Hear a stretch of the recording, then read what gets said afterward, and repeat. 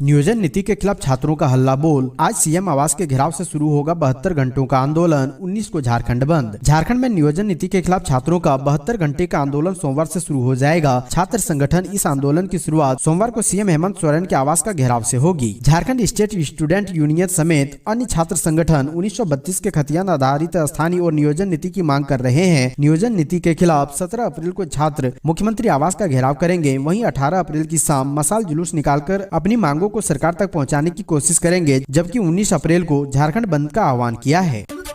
झारखंड कांग्रेस में सियासी बवंडर के आसार। निलंबित नेताओं ने प्रदेश कांग्रेस प्रभारी और अध्यक्ष के खिलाफ खोला मोर्चा। कांग्रेस में जारी सियासी बवंडर अब झारखंड में दिखाई देने लगा है। यह हाल है कि झारखंड में भी कांग्रेस में सब कुछ ठीक ठाक नजर नहीं आ रहा है। प्रदेश कांग्रेस से निलंबित महासचिव आलोक दुबे, राजेश गुप्ता और सचिव लाल किशोर नाथ सहदेव ने एक बार फिर प्रदेश कांग्रेस प्रभारी और अध्यक्ष के खिलाफ तीखा हमला बोला है। निलंबित नेताओं ने कहा है कि प्रदेश अध्यक्ष राजेश ठाकुर और प्रभारी अविनाश पांडे के नेतृत्व में कांग्रेस पार्टी प्रदेश में लगातार कमजोर होती जा रही है। इसके पीछे इन लोगों का तानाशाह रवैया है। आलोक दुबे ने आरोप लगाया है कि कांग्रेस अब बिखराव के कगार पर है। पार्टी के अंदर तानाशाही नहीं चलती। निलंबित सचिव किशोर नाथ सहदेव ने आरोप लगाया है कि राज्य नेतृत्व के कारण राज्य में पार्टी कार्यकर्ताओं में असंतोष है। आज सीएम हाउस का छात्र करेंगे घेराव। सुबह 8 बजे से मुख्यमंत्री आवास के 200 मीटर के दायरे में रहेगा धारा 144। आदेश जारी। 60-40 नियोजन नीति का विरोध और 1932 खतियान आधारित स्थानीय नीति को लेकर राज्य के युवा आज सीएम हाउस का घेराव करेंगे। सीएम हाउस का यह घेराव झारखंड स्टेट स्टूडेंट यूनियन के बैनर तले होगा। तय कार्यक्रम के अनुसार सभी छात्र मोराबादी मैदान में जुटेंगे और फिर वहां से मुख्यमंत्री आवास घेराव के लिए निकलेंगे। इस घेराव को देखते हुए जिला प्रशासन ने निषेधाज्ञा जारी कर दी गई है। यह निषेधाज्ञा सुबह 8 बजे से रात 11:30 बजे तक के लिए लागू रहेगा। निषेधाज्ञा मुख्यमंत्री आवास के 200 मीटर के दायरे में लागू रहेगी। झारखंड में 3.5 लाख से अधिक पद खाली। सुदेश महतो बोले नौकरी देने के नाम पर मिल रहा कोरा आश्वासन। आजसू सुप्रीमो सुदेश महतो ने हेमंत सरकार पर निशाना साधते हुए कहा कि राज्य के युवाओं को नौकरी दिलाने के नाम पर सिर्फ कोरा आश्वासन दिया जा रहा है। राज्य में 3.5 लाख से अधिक पद रिक्त हैं, जिसमें करीब 2 लाख शिक्षकों के पद हैं। श्री महतो रांची के हरमू स्थित पार्टी के केंद्रीय कार्यालय में आयोजित मिलन समारोह के दौरान कही। आजसू पार्टी ने कहा कि आम जनमानस की संभावनाओं आकांक्षाओं को हकीकत में बदलने की चुनौती तथा राज्य की वर्तमान राजनीतिक परिस्थितियों का आकलन करते हुए हम दूरगामी सोच के साथ आगे बढ़ रहे हैं। राज्य के अभाव को नेतृत्व देने की एक बड़ी जिम्मेदारी हम सभी पर है। मौजूदा सरकार 3.25 साल में सिर्फ बातें ही कर रही है, धरातल पर कुछ दिख नहीं रहा है। कहा कि सरकार झारखंड के आज और कल दोनों को बर्बाद कर रही है। पलामू वासियों के लिए खुशखबरी। अयोध्या की तर्ज पर कोयल तट का होगा कायाकल्प। मिनी चेकडैम की भी स्वीकृति। मेदिनीनगर शहर के आसपास के क्षेत्र गर्मी आते ही पानी के लिए संघर्ष करता रहता है। हर दिन जलस्तर नीचे जा रहा है। इसके अस्थायी समाधान के लिए मेदिनीनगर नगर निगम द्वारा लगातार कोयल नदी में मिनी बांध बांधने की मांग की जा रही थी। अब जाकर विभाग की ओर से हरी झंडी मिली है। इसके बन जाने से शहर को जल संकट से मुक्ति मिलेगी।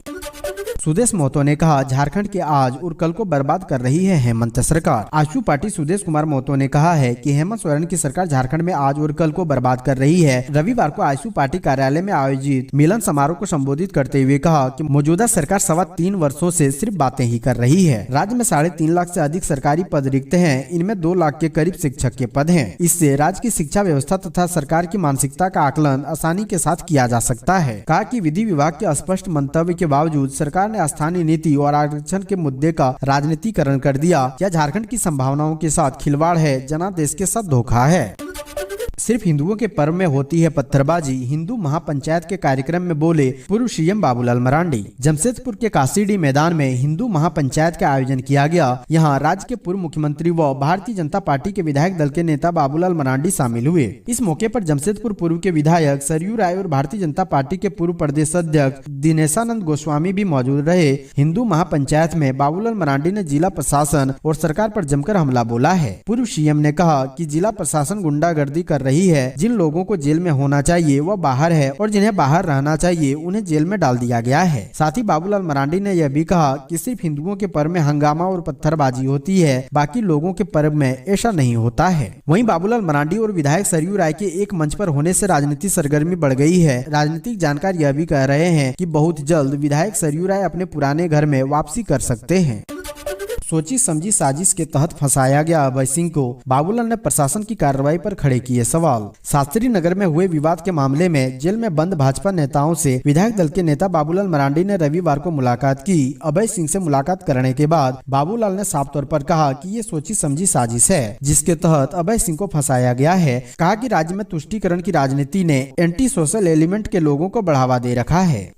कांग्रेस की जय भारत सत्याग्रह यात्रा का रांची में हुआ समापन। कांग्रेस के द्वारा 4 अप्रैल से शुरू हुई 1950 किलोमीटर की जय भारत सत्याग्रह कार्यक्रम का समापन रांची में हुआ। इस मौके पर रांची के पुराना विधानसभा मैदान में कार्यक्रम का आयोजन किया गया। कार्यक्रम में प्रदेश प्रभारी अविनाश पांडे, प्रदेश अध्यक्ष राजेश ठाकुर, मंत्री आलमगीर आलम, मंत्री बादल पत्रलेख, मंत्री बन्ना गुप्ता, सुबोध कांत सहाय सहित पार्टी के सभी नेता मौजूद रहे। इस मौके पर विधायक राजेश कश्यप ने कहा, मेरे ऊपर कुछ लांछन लगा, आप ही का बच्चा हूँ, अगर कुछ मुझसे भूल हुई है, कुछ गलतफहमियां हुई है तो इसे दूर किया जा सकता है। कांग्रेस सांसद गीता कोड़ा ने कहा, आज सत्याग्रह की आवश्यकता क्यों आई सब लोग जानते हैं। बीजेपी आपको आपके मुद्दे से भटकाना चाहती है। क्या देश की जनता की बात करना अपराध है? आज हमें मजबूर होकर सड़क पर आना पड़ा है।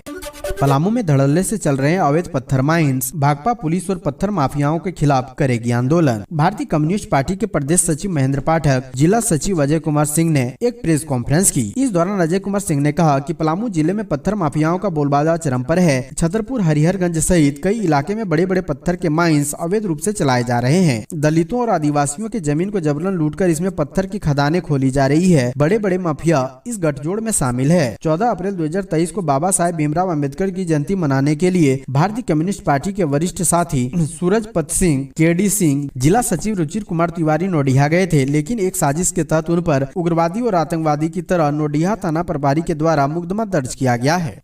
बिना परिवहन चालान के 4 ट्रैक्टर, 2 ट्रक और 1 हाईवा जब्त, 13 पर प्राथमिकी। चतरा के डीसी अबू इमरान के निर्देश पर जिला खनन पदाधिकारी गोपाल दास के नेतृत्व में जिले में अवैध खनन, परिवहन एवं भंडारण के विरुद्ध जांच अभियान चलाया गया। जांच के क्रम में खनन पदाधिकारी ने बताया कि 16 अप्रैल को गुप्त सूचना मिली थी कि महाने नदी इटखोरी और बसाने नदी तापेज से अवैध रूप से बालू का उत्खनन कर चतरा लाया जा रहा है। वहीं धमनिया के विभिन्न क्रशर प्लांटों से अवैध पत्थर और चिप्स बिहार एवं अन्य राज्यों में भेजे जा रहे हैं। इसी सूचना के आधार पर उनकी उपस्थिति में पुलिस बल के साथ औचक जांच की गई। इसमें सदर थाना ओपी के समीप अवैध बालू लदे 4 ट्रैक्टर, पांडे महुआ पेट्रोल पंप के पास पत्थर चिप्स लदे 2 ट्रक और स्टोन डस्ट लदे 1 हाईवा बिना चालान के परिवहन करते हुए पकड़ाया गया। वहीं सभी वाहनों को जब्त कर सदर थाना चतरा को सुपुर्द कर दिया गया। वहीं वाहन चालकों, मालिकों, अज्ञात क्रशर संचालकों एवं अन्य संलिप्त व्यक्तियों के विरुद्ध MMDR एक्ट 1957 की धारा 21 एवं IPC की धारा 379 के तहत कुल 13 लोगों पर नामजद प्राथमिकी दर्ज कर आवश्यक कानूनी कार्रवाई की जा रही है।